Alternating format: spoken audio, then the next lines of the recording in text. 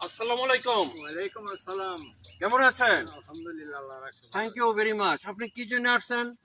আরে অনেক আমাদের এই আত্মীয়-স্বজনের ইংরেজিতে ফেল করছে না? ইংরেজিতে ফেল করছে। সুপ্রিয় শিক্ষার্থীরা, অনেকে সারা বাংলাদেশে ইংরেজি আর অঙ্কে ফেল করেছে।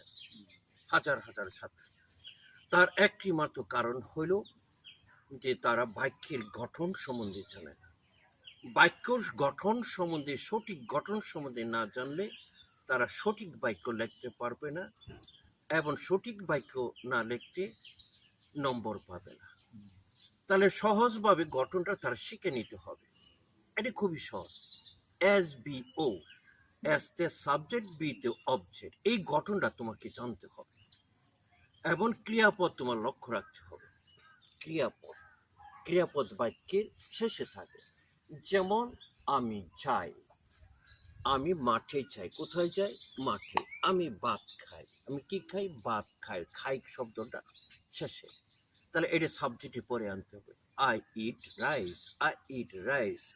এখানে কোনো সাহায্যকারী ভার্ব বসলো না। তার সাথে তোমার কি সাহায্যকারী ভার্ব বসবে যখন এটা নেগেটিভ হবে, ইন্টারগ্রেটিভ ডু ডাস বসবে। এই সাহায্যকারী ভার্বের ব্যবহারটা যে জানবো আর বাক্যের গঠনটা জানবো, সে ছাত্রছাত্রী কোনোদিন ফেল করবে না। He will pass in the examination. সে পরীক্ষা অবশ্যই পাস করবে। বাক্যের গঠন জানো এবং পরীক্ষা পাস করো, এই নলেজটা তোমার থাকতে হবে।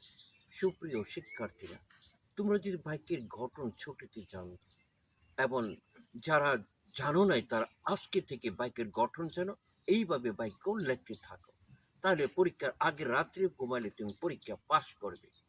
আজকে তোমরা এর সমাধান বুঝতে পারলে, এসবিও বাক্যের গঠন জানবা এবং সহজে এটা তুমি কি পাস করতে পারবা।